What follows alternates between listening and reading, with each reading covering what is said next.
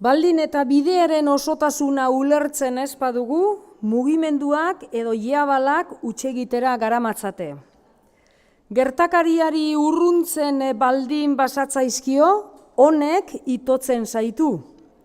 Hutsa bilatzen baldin baduzu, gertakariari bizkarrez zagozkio.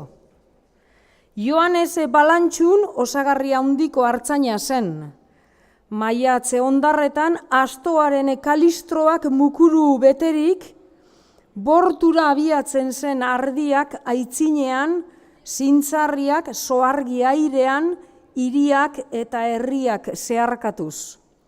Begien bazka anpurusa zen, ederragoa oraino, denek Balantxun deitzen genuena kantan entzuteko aukera paregabea edukitzen zenean. Dagoeneko, bazterretan badira gizonaren ahots argiaz eta honek berak ondu abestien uargiaz oroitzen direnak. Auzoek, herrientak eta apesak nola ez, txiki-txikitandik ezagutzen zuten Balantxunen doaina. Apesak partikularski horrelako botzak jainkoaren laudatzeko balio zuela iritzirik, Balantxunen etxekoak balakatu zituen mutiko koskorraren Larresoroko seminariora igorrarazteko.